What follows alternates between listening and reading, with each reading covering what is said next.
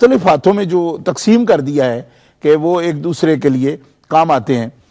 تو خرید و فروخت کے مسائل جو ہیں بیوع کے، یہ ایسے ہیں کہ جن کے اندر ہزاروں جزیات کی ضرورت ہے. اچھا، ان ضروریات کو عام سطح پر بندہ نہیں سمجھتا، وہ جس شعبے سے منسلک ہے وہ سمجھتا ہے بس یہی میری زندگی ہے.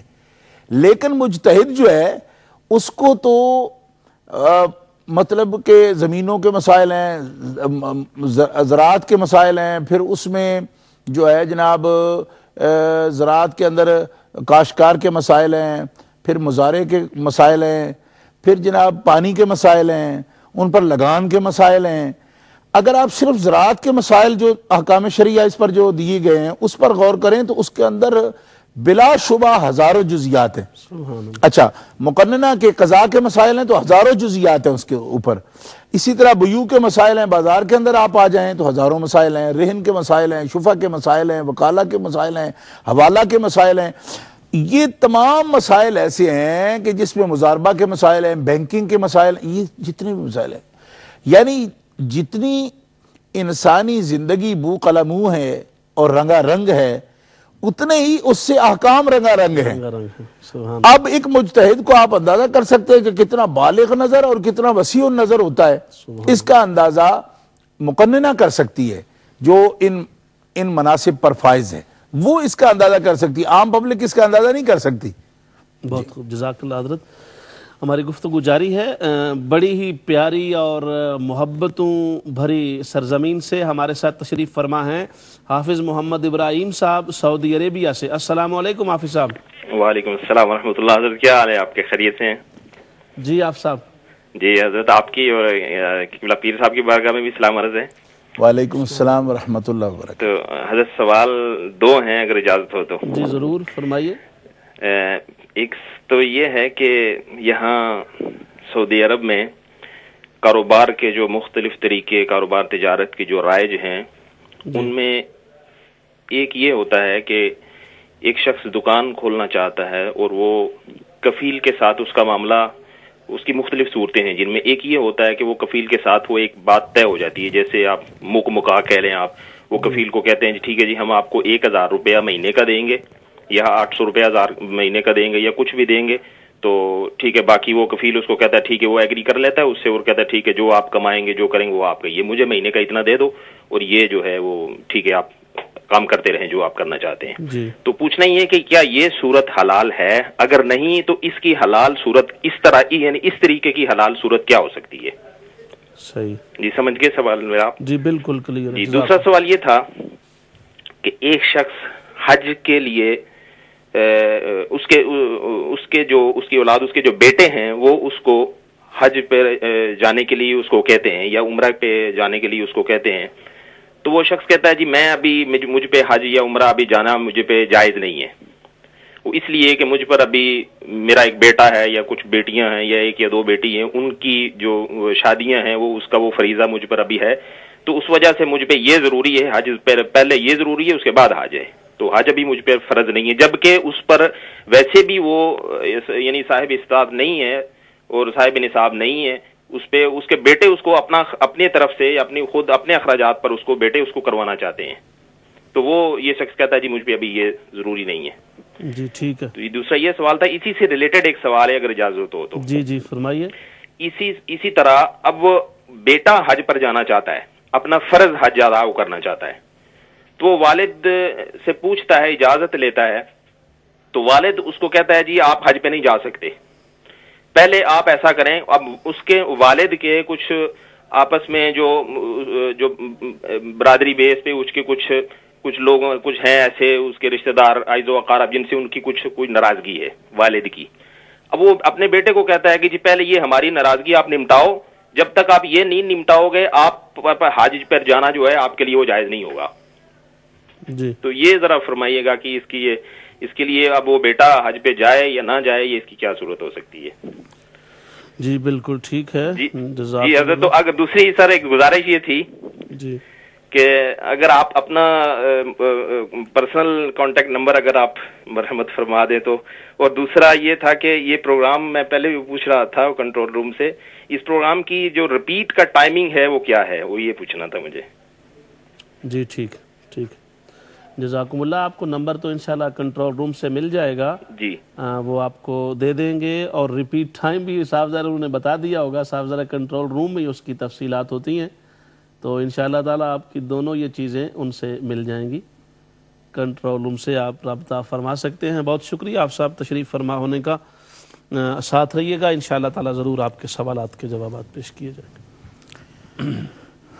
جی حضرت. جی میں عرض کر رہا تھا کہ حضرت امام اعظم ابو حنیفہ کو جب اسلام کی اور مسلمانوں کی حکومت قائم ہوئی، بنو عباس کے دور میں اس کو استحکام نصیب ہوا، تو امام صاحب سے دنیا کے مختلف ممالک سے لوگ جو ہیں وہ احکام اسلام دریافت کرتے تھے.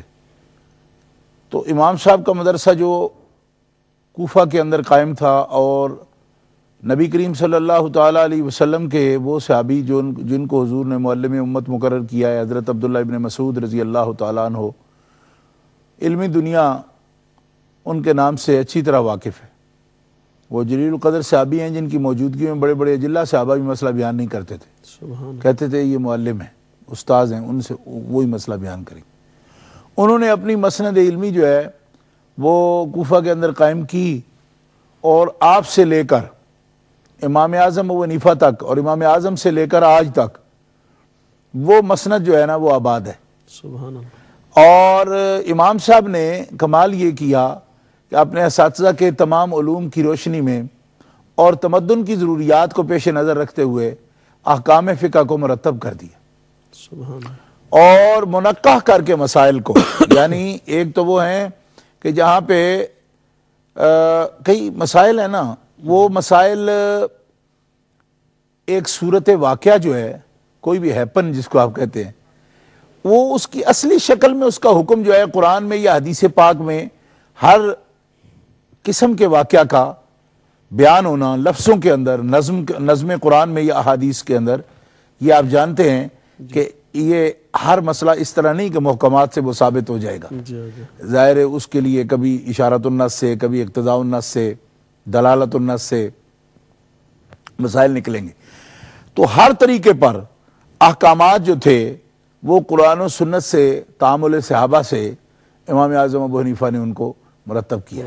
اور جہاں ایسا نہیں اجماع سے، اور جہاں اجماع سے نہیں تو پھر اس صورت میں آپ نے اجتہاد سے جو اللہ نے آپ کو ملکہ عطا فرمایا تھا، اور آپ کے اساتذہ نے جو قانون اس کے ظاہر فرمائے تھے اس کے پھر آپ نے کمال یہ کیا، جس کو میں تقریباً بار بار اس کا تذکرہ کر رہا ہوں، وہ یہ ہے کہ صرف اپنی سمجھ اور اپنی سوچ پر جو ہے نا آپ نے اعتماد نہیں کیا. 40 اجلہ اکابر علماء کرام کی ایک شورا قائم کی کہ اجتہاد کے باوجود اس پر جو اس کے مثبت منفی پہلو ہو سکتے ہیں، یا اس میں ثواب اور درستگی کی اور زیادہ جو جامع صورتیں ہو سکتی ہیں، اس پر وہ کبھی کبھی 8 دن تک بھی ان مسائل پر تبادلہ خیالات ہوتا تھا. یہ امام صاحب کا وہ کارنامہ ہے، ایک شورائی اجتہاد کہ جس کو جو اور فقہا کے یہاں نہیں ہے، اگر تھی تو بہت مختصر تھی. اور اس میں امام اعظم ابو حنیفہ کے جہاں تبحر علمی کا اور مہارت فقہی کا کمال ہے، وہاں اس بات میں کمال ہے کہ اللہ تعالیٰ نے آپ کو اتنے وسائل عطا فرمائے تھے کہ آپ نے اپنے وسائل کو دین اسلام پر لگا دیا، اور وہ ایک ادارہ قائم کیا، اور پوری طرح تسلی ہو جانے کے بعد ایک مسئلے کے اندر جتنی بھی صورتیں ہو سکتی ہیں بہتری کی، ان پر تبادلہ خیال ہو جانے کے بعد حضرت امام محمد بن حسن کاغذ قلم لے کر بیٹھے ہوتے، اور وہ مسئلہ جس پر فتویٰ ہو جاتا تو اسی کو ظاہر و روایہ کہا جاتا ہے، اور اسی کو قانون کہا جاتا ہے.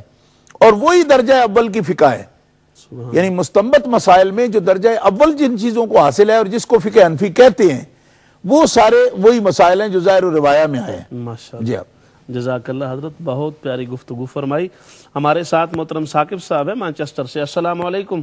ہیلو جی، السلام علیکم. جی وعلیکم السلام ورحمۃ. آپ کو مبارکباد دینی ہے جی، بہت اچھا ماشاءاللہ پروگرام چل رہا ہے، اور قبلہ شاہ صاحب کو بھی میری طرف سے السلام علیکم. وعلیکم السلام. آپ سے علماء کرام سے ایک سوال پوچھنا، پتہ یہ کرنا ہے کہ جس طرح علماء کرام نے اپنے لوگوں کے ساتھ مختلف ٹائٹل لگائے ہوتے ہیں، امام ہو گیا، شیخ الاسلام ہو گیا، مفتی ہو گئے، علامہ صاحب ہو گئے، تو پتہ یہ کرنا ہے کہ ان کی کیا کوئی باقاعدہ سند ہوتی ہے، ٹھیک ہے، یا یہ کس طرح ان کا تعین کیا جاتا ہے، اور دوسری یہ ہے کہ علمی حیثیت کی بنا پر ان میں سے ہائیسٹ اتھارٹی کس کی ہوتی ہے موجودہ دور میں؟ جی ٹھیک، تھینک یو جی، بہت شکریہ ثاقب صاحب، ساتھ رہیے گا، انشاءاللہ تعالی ضرور آپ کے سوال کا جواب پیش کیا جائے گا۔ حضرت نے بہت ہی پیاری گفتگو سوال پر فرمائی، اور آپ نے یہ بات ثابت فرمائی کہ امام اعظم ابو حنیفہ رحمۃ اللہ تعالی علیہ نے ایک بہت بڑی کمپریہنسو ایڈوائزری کونسل ترتیب دی which was consisted of 40 students of Imam Azam ابو حنیفہ، اور وہ جو مجلس شورا تھی ایڈوائزری کونسل، اس میں آپ باقاعدہ کوئی بھی مسئلہ آتا اس کو پٹ اپ کرتے، اس پہ بحث ہوتی، ڈیبیٹ ہوتی، دلائل دیے جاتے، آرگومنٹس ہوتی، اور پھر اس کے نتیجے میں ایک مسئلہ مستنبط ہوتا اور پھر اس کو لکھوایا جاتا۔ آپ کی سیرت سے یہاں تک بات ملتی ہے کہ آپ کے 40 بندوں میں سے 39 بندے آپ سمیت ایک مسئلے پر متفق ہو گئے، مگر ایک آپ کے تلمیذ خاص اس مجلس میں موجود نہیں تھے، اور جب لکھنے والے نے پوچھا شاگرد نے کہ حضرت میں یہ مسئلہ لکھ دوں، فرمایا نہیں، کل تک انتظار کرو، جو ہماری شورا کا ایک بندہ مس ہے وہ کل آئے گا، مجھے اس سے بھی کنسلٹ کرنا ہے، پھر اس کو لکھنا ہے۔ یہ امت کی ایک بہت بڑی ذمہ داری ہے میرے اوپر، میں وہ تمام تقاضے پورے کرنا چاہتا ہوں جن کو میں نے خود وضع کیا ہے۔ تو اس اعتبار سے یہ امام صاحب کے تباہر علمی کے ساتھ ساتھ جیسے حضرت نے فرمایا آپ کی وسعت ظرفی اور وسعت نظری کا بھی اظہار ہے کہ آپ نے 39 شاگردوں کے اتفاق کے باوجود اپنے ایک شاگرد کو بھی اس مسئلہ میں رائے دینے سے مس نہیں کیا بلکہ اپنے ساتھ رکھا، اور یہی وجہ ہے کہ آج الحمدللہ فقہ حنفی کو اپنانے والے اور اس کو فالو کرنے والوں کی تعداد پوری دنیا میں الحمدللہ سب سے زیادہ ہے۔ ہم اپنے جو کالرز ہیں ان کے سوالات کی طرف بھی بڑھنا چاہیں گے، اور حضرت یہ پہلا سوال ہے ہمارا حافظ ابراہیم صاحب نے سعودی عربیہ سے یہ سوال کیا، اور انہوں نے یہ پوچھا کہ یہاں انہوں نے سعودی عربیہ کے حوالے سے بات کی کہ کاروباری مختلف طریقے ہیں، ان میں سے ایک یہ ہے